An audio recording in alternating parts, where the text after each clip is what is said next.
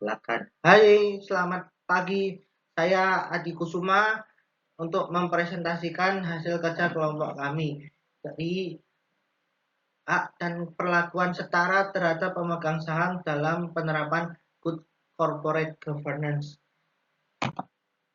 Kami anggota kelompok 1 antara lain termasuk saya Adi Kusuma untuk menjelaskan presentasi ini. Jadi latar belakang singkat ini, tata kelola perusahaan yang baik diperlukan untuk menjaga kepercayaan dan keberlanjutan perusahaan. Pemegang saham memiliki hak yang harus dilindungi secara adil. Risiko konflik keagenan akibat dominasi pemegang saham mayoritas yang dapat merugikan minoritas. Perbedaan posisi antara pemegang saham pengendali dan non-pengendali dapat menimbulkan risiko perlakuan yang tidak setara.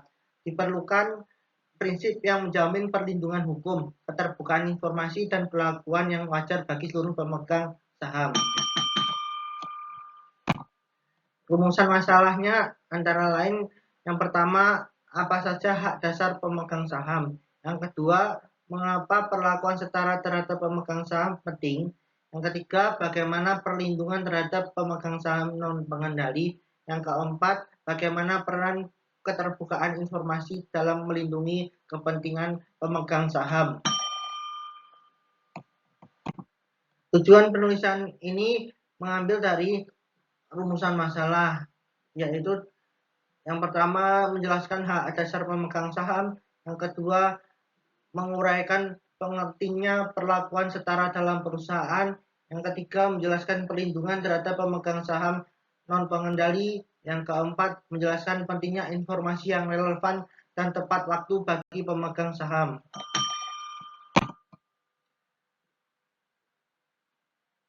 2.1 definisi tata kelola corporate dari GCG.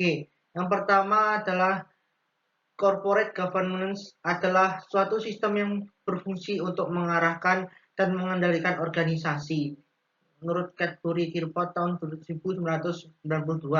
Yang kedua, corporate governance merupakan seperangkat tata hubungan di antara manajemen perseroan atau direksi, dewan komisaris, pemegang saham, dan para pemangku kepentingan lainnya.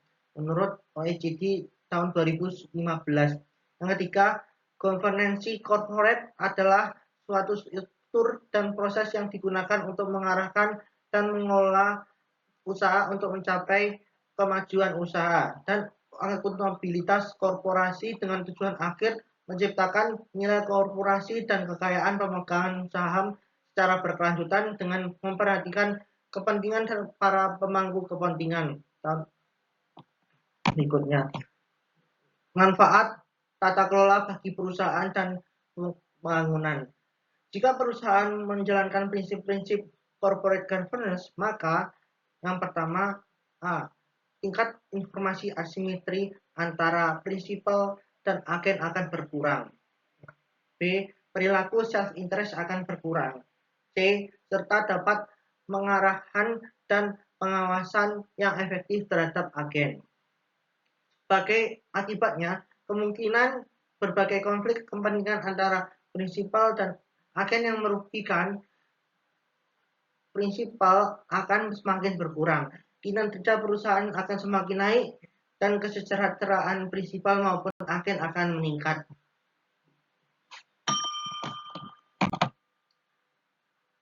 Dua tentang hak dan perlakuan setara terhadap pemegang saham. Hak dan perlakuan setara terhadap pemegang saham merupakan prinsip penting dalam penerapan good corporate governance. Pemegang saham adalah pihak yang memiliki bagian kepemilikan perusahaan melalui saham. Pemegang saham berhak memperoleh perlindungan atas hak yang melekat pada kepemilikan saham. Hak pemegang saham meliputi yang pertama, memperoleh informasi yang relevan. Yang kedua, hadir dan memberikan suara dalam RUPS. Yang ketiga, memilih dan mengganti anggota dewan. Yang keempat, memperoleh dividen atau bagian atas laba perusahaan. Hak dan perlakuan setara terhadap pemegang saham. Perlakuan setara berarti seluruh pemegang saham harus diperlakukan secara adil sesuai dengan hak dan kepemilikan sahamnya. Yang pertama, perusahaan tidak boleh hanya menguntungkan pemegang saham tertentu, terutama pemegang saham pengendali. Yang kedua, pemegang saham non pengendali atau minoritas tetap harus memperoleh perlindungan. Yang ketiga, prinsip ini berkaitan dengan transparansi, akuntabilitas, dan kewajaran dalam GCG. 5 parameter kunci. Yang pertama, kepemilikan saham dan hak suara. Yang kedua, panggilan RPST. Yang ketiga, perdagangan orang dalam dan self-dealing abusive, yaitu penyalahgunaan wewenang, seharusnya dilarang. Nah, yang pertama ini ada nih, transaksi pihak berelasi yang dilakukan oleh anggota Dewan Komisaris dan Direksi. Yang kelima, perlindungan terhadap para pemegang saham minoritas dari tindakan-tindakan abusif.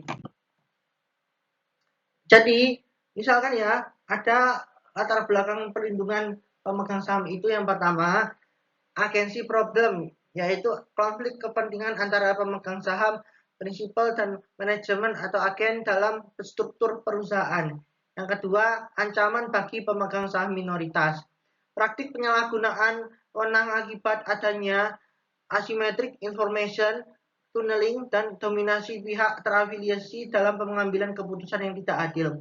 Diperlukan kerangka, yaitu menurut G20 atau OECD Principles of Corporate Governance, kerangka hukum Indonesia, Undang-Undang Peraturan OJK, hak partisipasi dan suara RUPS, hak ekonomi atas dividen, hak informasi dan transparansi, hak pemegang saham minoritas atau non pengendali. 2.4 tentang pemegang saham pengendali dan non pengendali.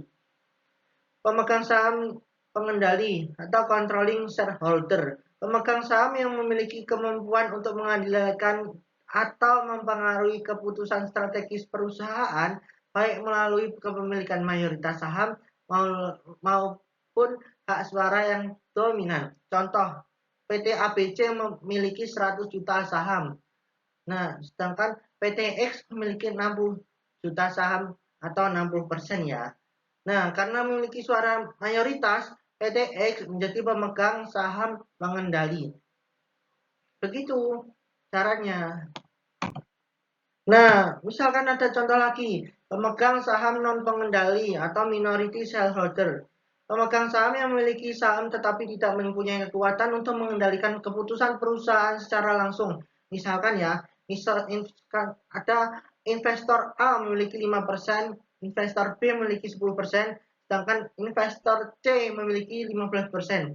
Mereka yang tetap memiliki hak sebagai pemegang saham, tetapi tidak dapat menentukan keputusan perusahaan sendiri. Begitu. Nah, ini perbedaan kedudukannya ya dari pemegang saham pengendali dan non pengendali. Nah, untuk kedudukan dalam GCG ini, menurut prinsip OECD dan GCG, semua pemegang saham harus diperlakukan secara setara atau equitable treatment, meskipun tingkat kepemilikannya berbeda. Artinya, pemegang saham minoritas tetap berhak, yang pertama ya, mendapat informasi yang memadai. Yang kedua, menghadiri dan memberikan suara dalam RUPS. Yang ketiga, memperoleh dividen sesuai haknya. Yang keempat, mendapat perlindungan dari tindakan yang merugikan. Nah, ini tentang resiko ketidakadilan terhadap pemegang saham non pengendali. Yang pertama, transaksi benturan kepentingan. Perusahaan melakukan transaksi dengan pihak yang masih berafiliasi dengan pemegang saham non pengendali. Pemegang saham pengendali, contohnya perusahaan membeli aset dan dari perusahaan milik keluarga pemegang saham dengan harga di atas harga pasar. Yang kedua, informasi tidak simetris. Pemegang saham pengendali memperoleh informasi lebih cepat dibanding pemegang saham minoritas. Akibatnya, minoritas sulit mengambil keputusan investasi yang tepat. Begitu. Kalau mau investasi, mau membuat keputusan investasi itu harus minimal ya paling besar lah ya untuk mendapatkan suara. Nah, yang kedua muncul ketidaksetaraan informasi. Nah, begitu. Yang ketiga, ini tentang pengambilan keputusan yang menguntungkan kelompok tertentu. Misalnya yang pertama, penjualan aset perusahaan kepada pihak terkait.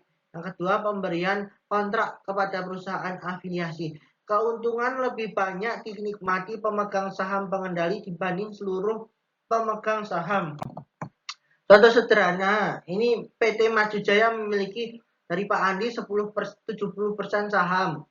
Nah, yang kedua, investor publik itu 30% saham. Pak Andi merupakan pemegang saham pengendali. Suatu hari perusahaan ingin menjual gedung senilai 50 miliar rupiah kepada perusahaan milik keluarga Pak Andi. Tanpa GCG, harga jual bisa tidak wajar. Nah, yang kedua, investor publik dirugikan. Nah, jadi seperti itu. Dengan GCG harus ada keterbukaan informasi, harus ada penilaian independen, harus disetujui melalui mekanisme yang sesuai, sehingga hak pemegang saham non pengendali tetap terlindungi. Jadi ada hak-hak dasar pemegang saham. Ini sumber standarnya ini G20 atau OECD Principles of Corporate Governance, diadopsi oleh KNKG dan UU Perseroan Terbatas nomor 40 tahun 2007. Fungsi utamanya ini adalah untuk memitigasi konflik keagenan antara pemilik modal, prinsipal, dan pengelola atau agen, sekaligus menjamin perlindungan hukum bagi investor non pengendali dari risiko eksploitasi pihak mayoritas. Selain itu menegakkan ini berfungsi menciptakan sistem kontrol atau check and balance yang sehat demi memastikan setiap keputusan strategis korporasi diambil secara transparan dan akuntabel. Melalui kepastian hukum tersebut, perusahaan dapat meningkatkan kepercayaan pasar modal serta daya tarik investasi guna mendukung keberlanjutan bisnis yang jangka panjang. Begitu, Kakak. Hak-hak dasar pemegang saham. Apa aja itu? Ada 6. Yang pertama, hak registrasi kepemilikan yang aman, yaitu pencatatan kepemilikan saham secara akurat dan legal dalam daftar pemegang saham (DPS). Yang kedua, hak mengalihkan saham, kebebasan menjual, memindahkan atau menjaminkan saham secara liquid tanpa hambatan birokrasi. Yang ketiga, hak memperoleh informasi material, akses terbuka terhadap laporan keuangan dan transparansi kondisi perusahaan demi mencegah asimetri informasi. Rapat umum pemegang saham sebagai forum tertinggi korporasi. Yang kelima, hak memilih dan memberhentikan anggota dewan, hak menentukan jajaran direksi atau pengelola dan dewan komisaris atau pengawas demi menjaga akuntabilitas. Yang keenam, hak atas bagian laba atau dividen, hak menerima keuntungan bersih perusahaan secara proporsional sesuai sejumlah kepemilikan saham. Selanjutnya akan membahas tentang hak registrasi kepemilikan saham dan DPS ya. Yang pertama, pengertian hak registrasi saham. Hak registrasi kepemilikan saham adalah hak pemegang saham agar kepemilikannya dicatat secara resmi, aman, tertib, jelas, dan dapat dipertanggungjawabkan oleh perusahaan. Yang kedua, pentingnya pencatatan saham. Pencatatan saham penting karena hak pemegang saham baru berlaku setelah namanya tercatat dalam daftar pemegang saham atau DPS. Dengan pencatatan ini, perusahaan dapat mengetahui siapa pemilik sah saham pada waktu tertentu. 3. Hak pemegang saham yang terdaftar. Pemegang saham yang tercatat dalam DPS berhak untuk menghadiri RUPS, memberikan suara dalam keputusan perusahaan, memperoleh informasi perusahaan, menerima bagian laba atau dividen. Yang keempat, perlindungan pemegang saham. Pencatatan yang tertib dapat mencegah sengketa kepemilikan, penyalahgunaan hak suara, dan tindakan yang merugikan pemegang saham, terutama pemegang saham non-pengendali. 5. Daftar pemegang saham atau DPS. Jadi, daftar pemegang saham adalah dokumen resmi perusahaan yang disimpan oleh direksi. DPS memuat data seperti nama dan alamat pemegang saham, jumlah saham, nomor saham, tanggal seperti yang perolehan klasifikasi saham, jumlah setoran, serta keterangan jaminan atas saham jika ada. DPS tidak berfungsi hanya sebagai catatan administrasi, tetapi juga sebagai alat untuk menjamin ketransparansi, akuntabilitas, dan perlindungan terhadap hak-hak pemegang saham. Titik 7, hak untuk mengalihkan saham.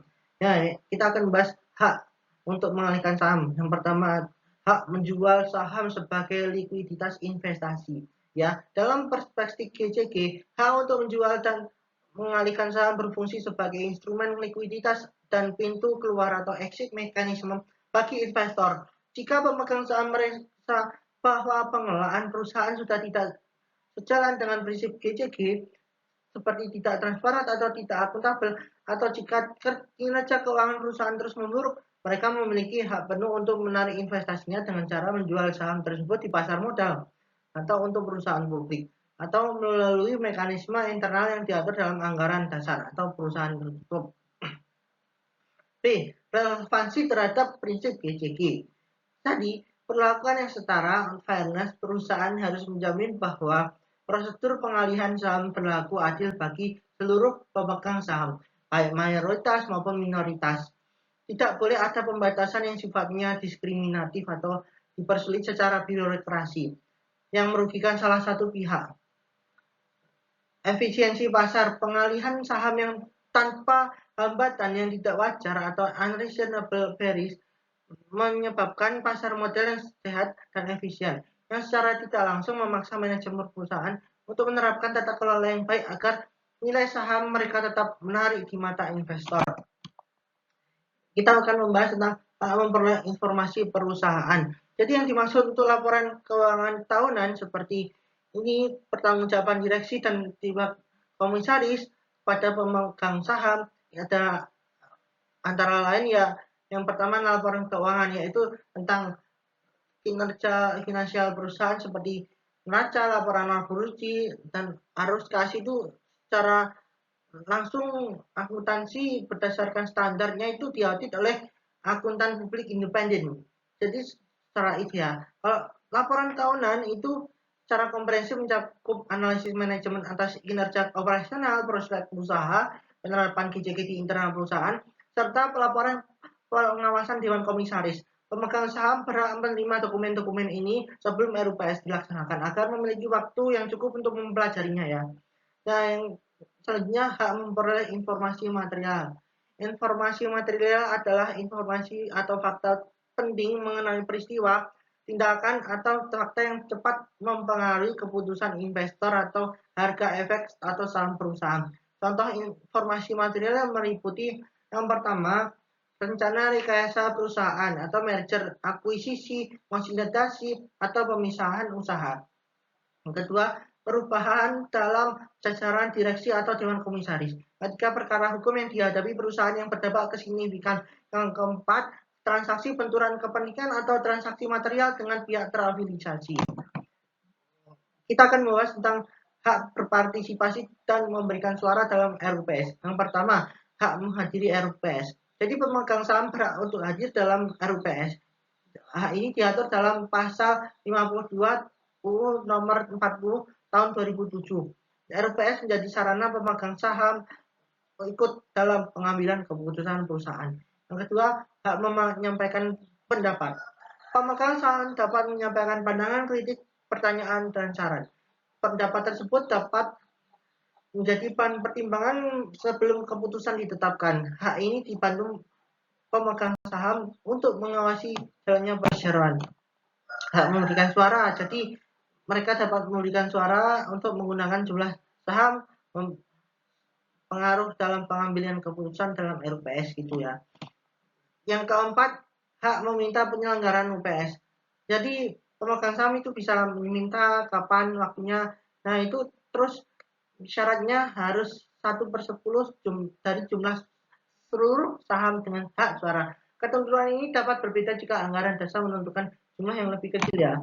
Nah, jadi selain itu ada hak memilih dewan memperoleh bagian atas laba perusahaan. Proses pemilihan harus dilakukan transparan, independen, dan memberi ruang yang adil bagi seluruh pemegang saham untuk menggunakan hak suaranya.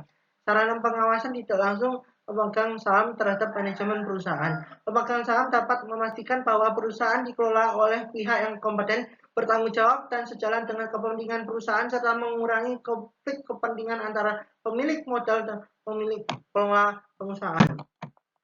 Hak memperoleh bagian atas laba perusahaan. Jadi hak ini tentang bukan hanya memberi hak pengendalian, tapi juga hak atas hasil usaha perusahaan.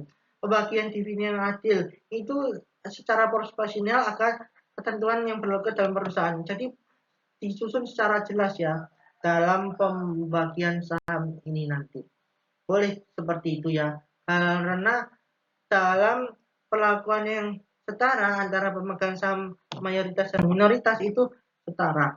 Jadi ada hak atas informasi. Pemegang saham berhak memperoleh informasi yang memadai agar dapat mengambil keputusan secara rasional. OECD menekankan pentingnya informasi yang tepat bagi pemegang saham untuk menjalankan peran dan memastikan akuntabilitas dalam perusahaan. Dan keterbukaan informasi terhadap terbentuknya kepercayaan investor dari antar perusahaan. Hak atas informasi dalam perusahaan mendasar, yaitu perubahan mendasar perusahaan dapat berubah perubahan anggaran dasar, penggabungan, peleburan, pengambilan atau penjualan sebagian besar aset perusahaan. Pemegang saham berhak memperoleh informasi lengkap, akurat, dan tepat waktu sebelum keputusan diambil. Informasi ini penting karena perubahan mendasar dapat mempengaruhi nilai saham, risiko investasi, dan posisi pemegang saham di masa depan. Keputusan material yang membutuhkan persetujuan RUPS.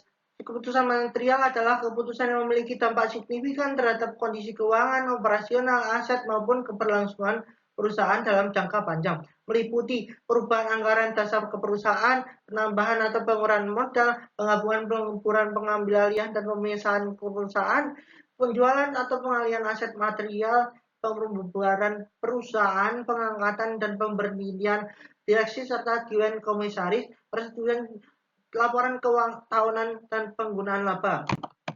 Keputusan material yang membutuhkan persetujuan RUPS yaitu melindungi kepentingan seluruh pemegang saham, meningkatkan transparansi, serta memastikan bahwa keputusan strategis perusahaan diambil secara akuntabel. Melalui mekanisme ini, pemegang saham dapat berpartisipasi dalam pengambilan keputusan yang berdampak besar terhadap nilai dan keberlanjutan perusahaan. Demikian, penerapan persetujuan RUPS menjadi bagian penting dalam mewujudkan prinsip-prinsip good corporate governance, khususnya transparansi, akuntabilitas, responsibilitas, independensi, dan kewajaran. Keterkaitan hak pemegang saham dengan prinsip GJG. Keterkaitan hak pemegang saham dengan prinsip GJG dapat dilihat dari penerapan 5 prinsip utama GJG, yaitu transparansi, akuntabilitas, responsibilitas, independensi, serta kewajaran dan kesetaraan finance. Berikut antara lain yaitu tentang transparansi itu menjamin hak pemegang saham untuk memperoleh informasi yang akurat, jelas, dan tepat waktu. Prinsip akuntabilitas yaitu memastikan bahwa direksi dan dewan komisaris bertanggung jawab atas pengelolaan perusahaan kepada para pemegang saham. Ketiga, prinsip responsibilitas menuntut perusahaan untuk menjalankan kegiatan usahanya sesuai dengan peraturan yang berlaku. Yang keempat, prinsip independensi mendorong pengambilan keputusan yang objektif dan bebas dari benturan kepentingan. Yang kelima, prinsip fairness menjamin perlakuan yang adil dan setara bagi seluruh pemegang saham tanpa membedakan pemegang saham mayoritas maupun minoritas. Dengan demikian, perlindungan dan pemenuhan hak pemegang saham menjadi salah satu indikator dalam keberhasilan penerapan good corporate governance di suatu perusahaan. Terima kasih atas perhatiannya. Saya tutup untuk presentasi dari kelompok 1. Assalamualaikum warahmatullahi wabarakatuh.